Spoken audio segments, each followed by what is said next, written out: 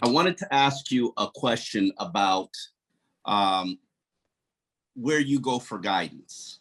When you first got here, you had Jim Caldwell briefly, and he was the veteran coach on your staff. And then he wasn't here. Chan Gailey had veteran coaching experience last season, can be used as a sounding board. Right now, when your team is 1-5, and obviously you've got so many issues, where do you go for a sounding board or veteran guidance? I talked to, the guys on our coaching staff. So, first person that comes to mind is Danny Crossman. And then, our coordinators, George Godsey, Eric, Josh, and then our, the people on our sports staff, Caleb Thornhill, Drew Brooks, Kyle Johnston. It's really a team effort. I think, those are the people who have a good pulse of the team. And just trying to get a feel for where guys are at, how guys are feeling. And what I've gotten is, I think there's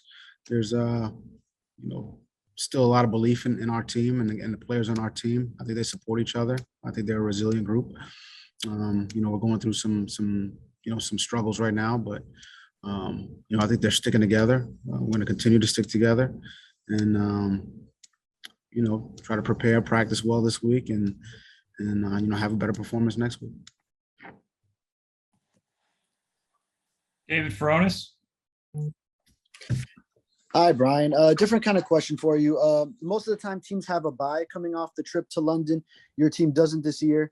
Was that by team request to the league to have a later bye? And if so, could you break down the thought process behind it? Yeah, we don't have a bye. And quite honestly, I think we want to get back out there, especially after, tough loss yesterday.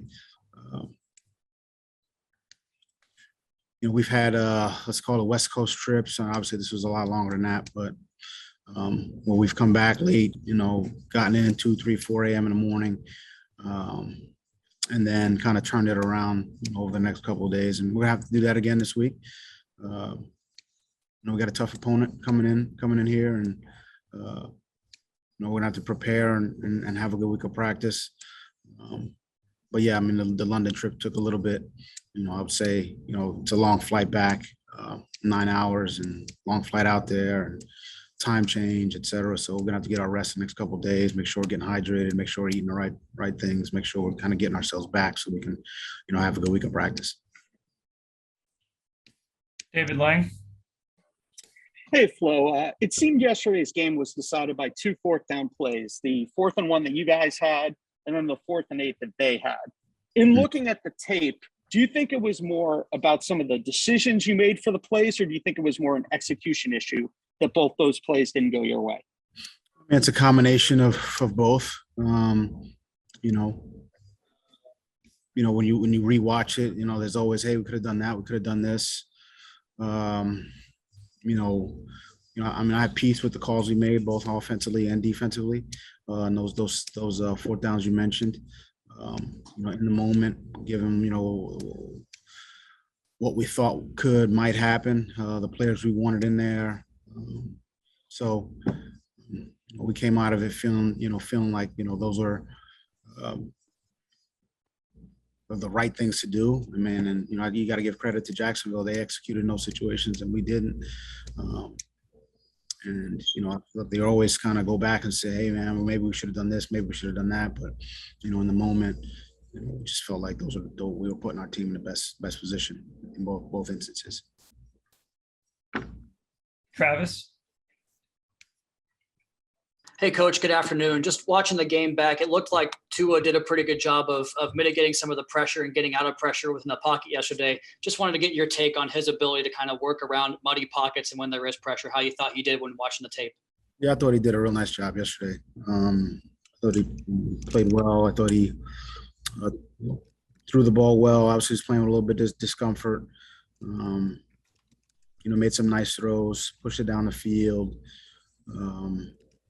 There's always things that throws you wish he would have made or could have had back. But I think overall he did a lot of things. And, I was pleased with the way he played.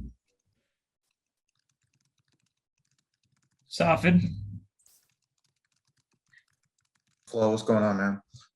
How was the flight home for you guys? Was it, kind of quiet? Was everybody kind of try to catch up on some sleep? Were you having any conversations with some of the players, checking in with them, I guess? Yeah, guys are disappointed. As in I was disappointed as well. But these guys put a lot into this, a lot of time, a lot of effort, a lot of preparation, a lot of practice time. So they were disappointed. So it was, it was a long flight.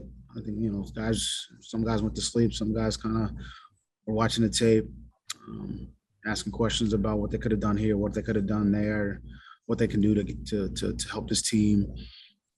So there were a lot of conversations like that on the flight. Adam? Brian, I know a lot of the conversations you have are in confidence, but I was just wondering if broadly you could tell us the reaction Steve Ross has had to the season so far, and I guess yesterday in particular. I mean, obviously he's disappointed. I don't want to speak for him, but I know that. He wants to, see our team have success. But that's really everybody. He's no different than the players, the coaches, the support staff, the fans.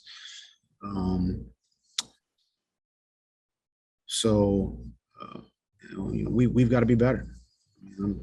I'll be the first to say that. Our players are they're disappointed as well. But what I know about our guys is we're going to pick ourselves up. We're going to come to practice on Wednesday. Try to improve, try to get better. Make the corrections we need to make. Look, we all know this. There's a very small margin for error in this league, very small. So the mistakes we've made, they've cost us. We have to try to limit those mistakes. That's players and coaches. And yeah, there's a slim margin for error, and we're on the wrong side of that right now. But we just need to continue to work. I trust their preparation. I trust the things that they're doing. The players, we're always gonna kind of reevaluate, and see if there's anything we can do better. But yeah, I think collectively, Steve, Tom, Chris, Brandon, the entire organization, there's disappointment, and they want better. Josh? Hey, Coach. And talking to a couple of guys yesterday, Mike Gesicki and Emmanuel, they were saying that you guys are so close.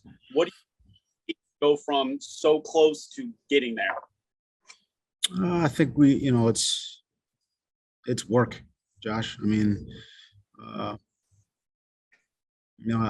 think they're right. I think there's a handful of things in every game where ball bounces this way, ball bounces another way. We get a call, we don't get a call. We make a call, we make a play, we make a tackle, we make a block. We spring somebody.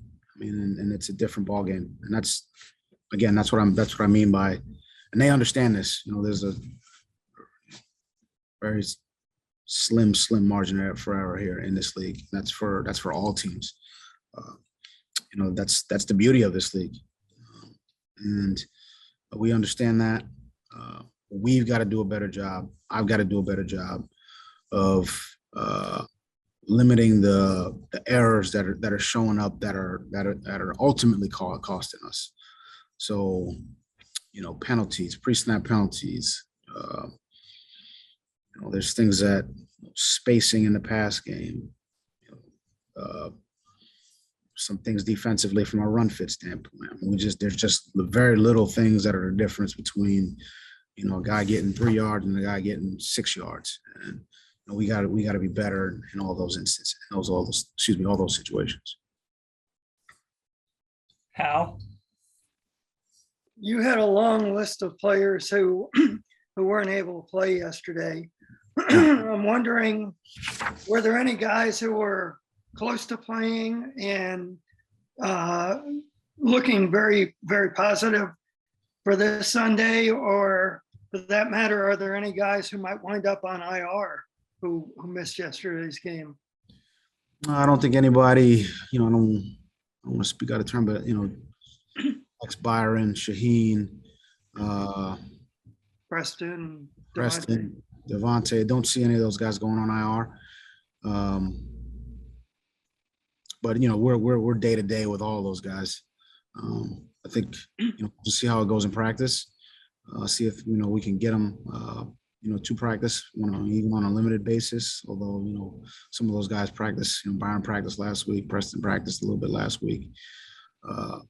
X did not. Devontae did not. Shaheen practiced. I think the guys who practiced are probably a little bit closer than the guys who didn't. But obviously we'll know more. They got today, tomorrow to treat and rehab, and we'll just take it one day at a time.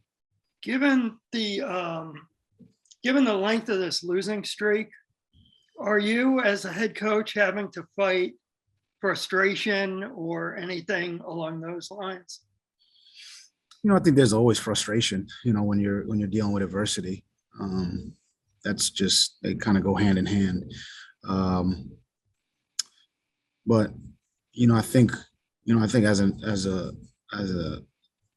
an organization, as a building, I think it's a very supportive group. I think players support players, coaches support players, players support coaches, support staff supports really everyone.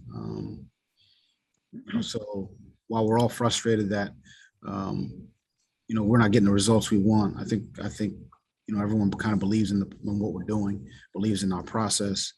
We need to do things just a little bit better, really, in all areas. And if we do that, I think we're all confident that things will turn. Cam? Flo, what's up, man? I was listening to some of your comments here, and I think there was common threads about mistakes and figuring out how to minimize those. Correct me if I'm wrong, but I think early in the first couple of years, you guys were really minimizing those mistakes. Yeah, I'm curious why you feel like maybe you guys have taken a step back in the mistake and maybe discipline perspective of the game. Every year is different, so it's hard to say one year to the next. There's always different players, different teams. You're dealing with different circumstances. We harp on all those little things, all those things, and those that I mentioned earlier. And we've been those are always points of emphasis. Every game's a little different, so I think it's dependent on some of the things we're seeing, players we're seeing, some of the things we're seeing schematically, and then at the end of the day, there are definitely instances where we know what to do, but there's a mental error or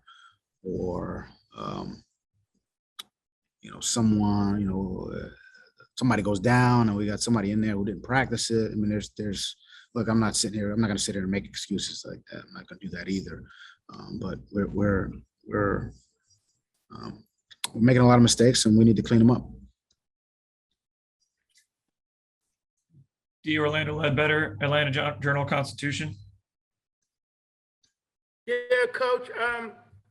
Having practice with the Falcons against them in training camp, will that be some benefit this week as you all try to get ready for the game on Sunday?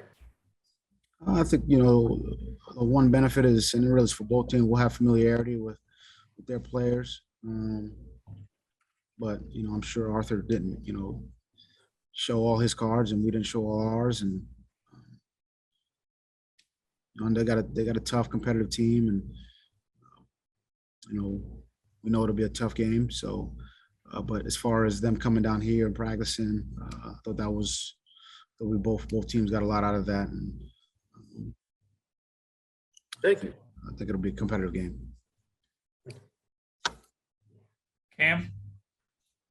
When you go through a stretch like this, I think 5 straight, how do you balance maybe feeling like you as a coach may have to make a statement versus counting on your player leadership to, say something to try to change this?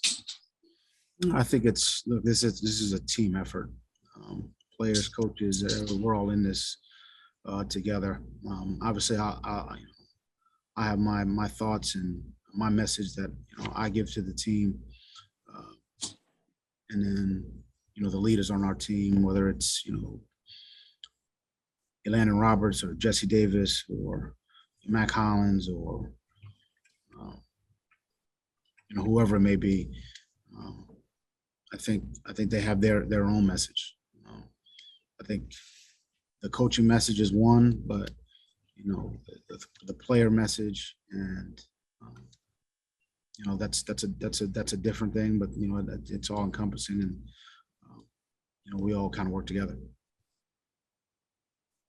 Marcel? Hey, Brian, wondering now that you've reviewed the tape, what did you see out of Noah's play yesterday in that spot start?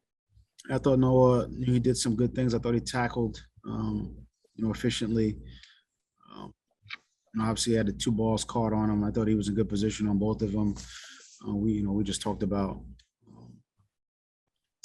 going up and, just being more kind of aggressive to try to get it out of them. But I think, Jones made a couple good plays on him. But overall, I thought he did some good things and, filled in competitively.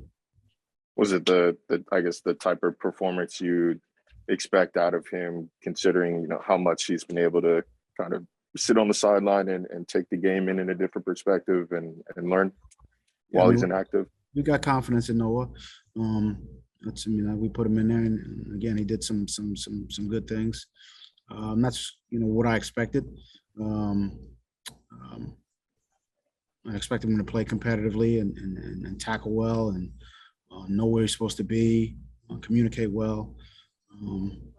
Obviously, like we all saw, there was a couple balls that were down the field, and I think he had a chance to make a couple plays on them, and I think that's the next step for him to go up and get a couple of those out. Got it. Thanks, Brian. All right, last question, Cam. Hey, Flo. I know you talked a little bit about that 4th and 1 with Malcolm earlier and liking what you saw there, but a lot of times you'll see coaches put the ball in their quarterback's hands in those 4th quarter situations. I'm curious how much you thought about maybe letting Tua get that, and why wasn't that the answer there? We thought about that. We just felt like, we had some success with Malcolm in that instance, and felt good about the play. And look, you got to give Atlanta credit. They made a good play there, and we didn't get it done.